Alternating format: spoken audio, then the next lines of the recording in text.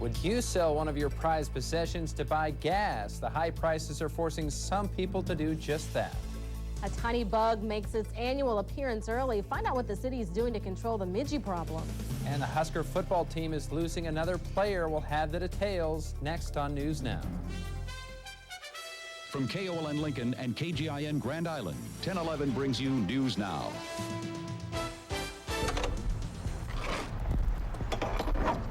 If you are griping over gas prices, you're not alone. In the last month, prices have gone up 39 cents a gallon.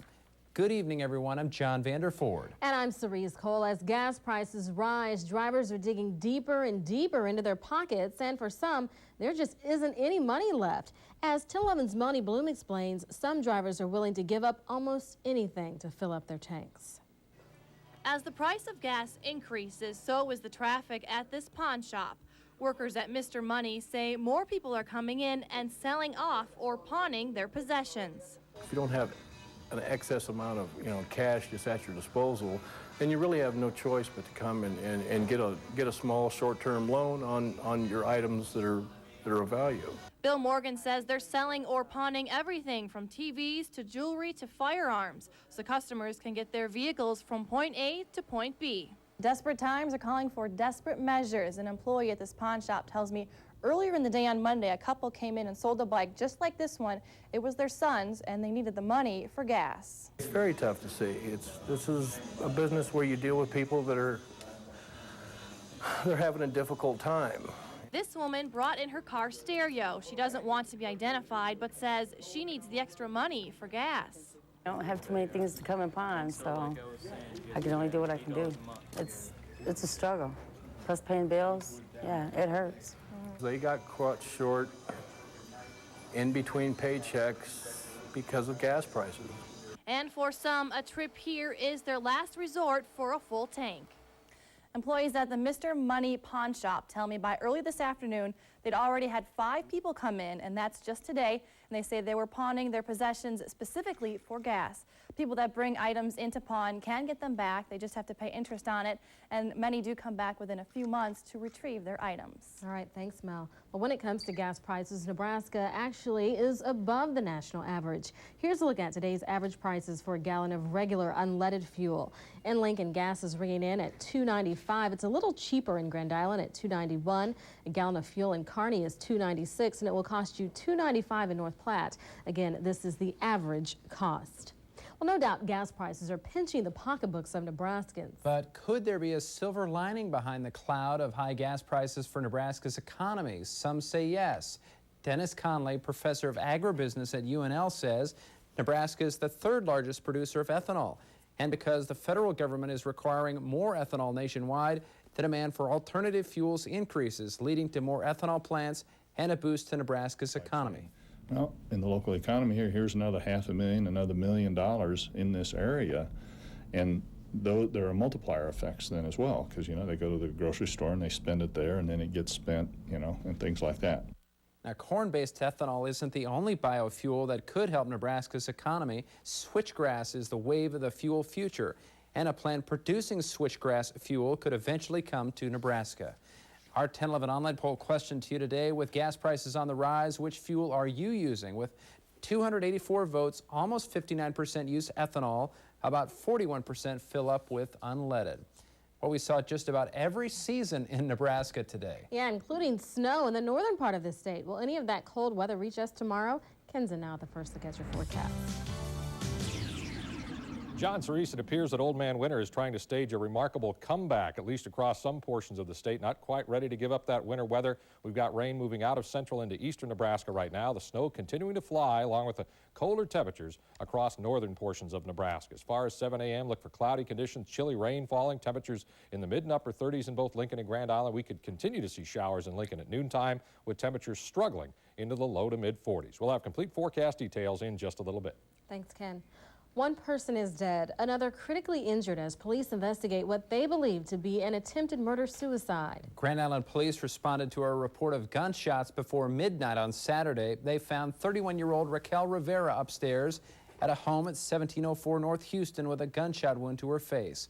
Authorities found her boyfriend, Pedro Rodriguez, dead in the basement with a gunshot wound to his head. Police believe Rodriguez shot Rivera, then turned the gun on himself. Neighbors say they were shocked to hear what happened in what they describe as a quiet community. Very scary, very scary. Hard to get back to sleep after doing something like that. Yeah. You know, wondering what's going on. A former roommate said the shooting is out of character for the normally quiet, well-liked Rodriguez. He was pronounced dead at St. Francis Medical Center. Rivera was flown to an Omaha hospital and is listed as critical but stable. Police say they are investigating.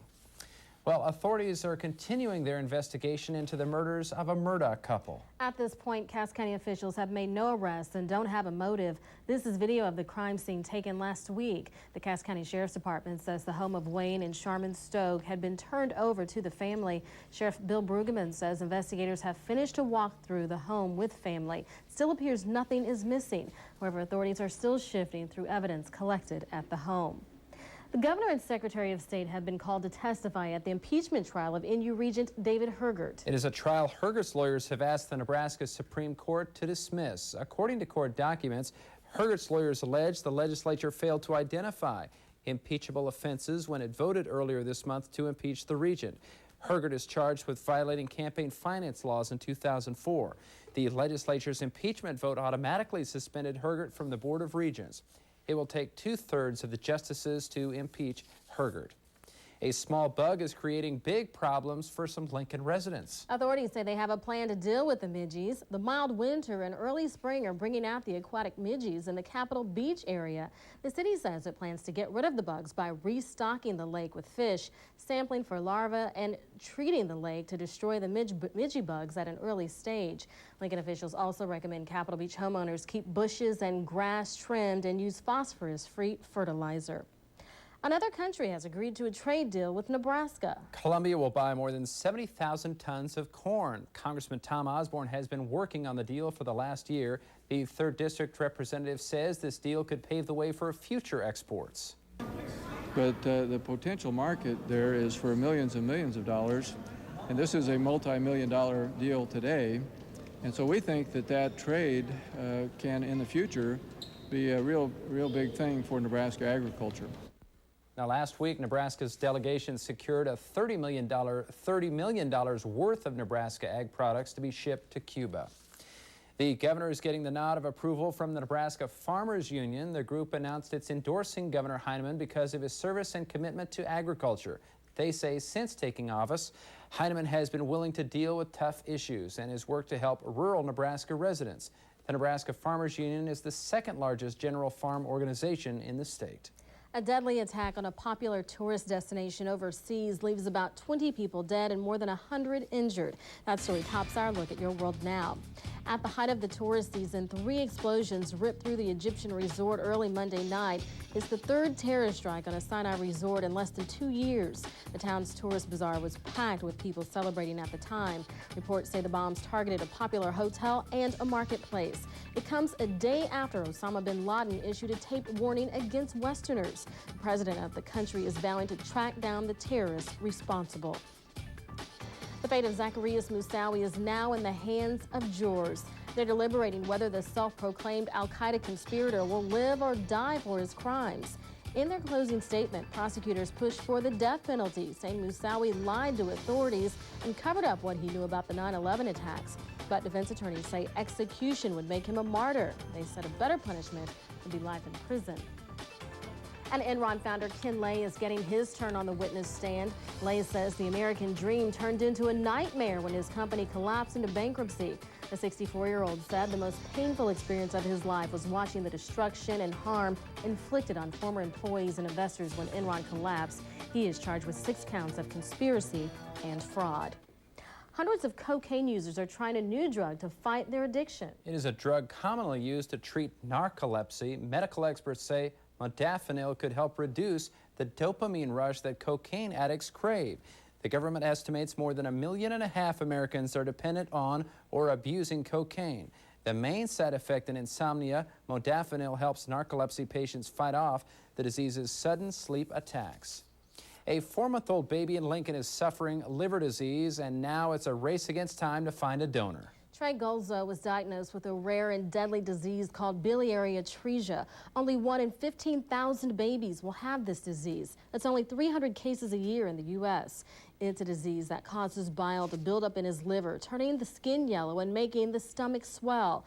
Without treatment or a transplant, doctors say a child with the disease won't live past the age of 2.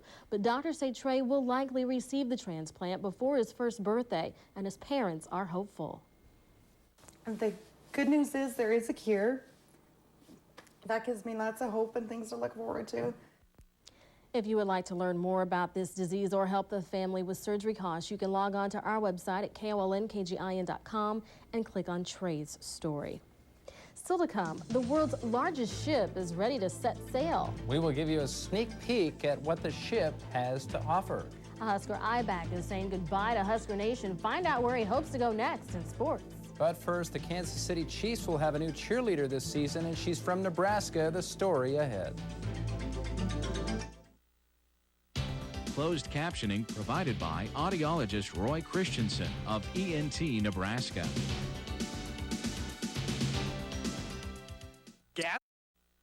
Well, imagine performing in front of 79,000 fans. It's something not very many people get a chance to do. But a Fremont dancer will be doing just that for the upcoming NFL season.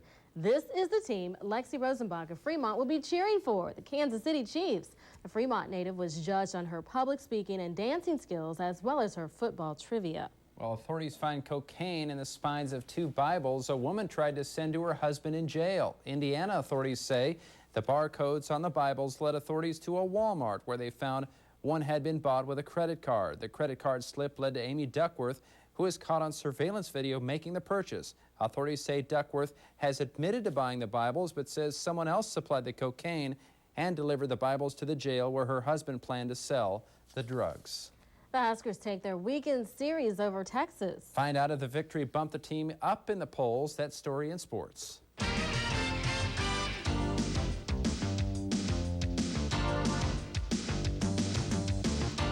The $64,000 question tonight, is it winter or is it spring? We'll answer that question for you coming up. But first, a look at the Lincoln and Grand Island weather diaries for today.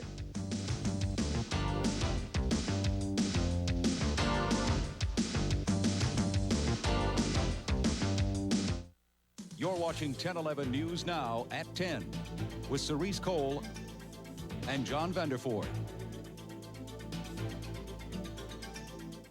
Outside the window was a figure with bright yellow eyes that glowed like fire. But the rest is to be continued. I didn't like to read out loud during school, and now I'm reading to all the guys, and I'm really good at it. At Sylvan, we give children the confidence to do more than they ever imagined. We identify your child's unique needs, develop a customized tutoring plan with individual attention, plus online tutoring at home. Get a free DVD and see for yourself how Sylvan can make all the difference. Call 800-EDUCATE today.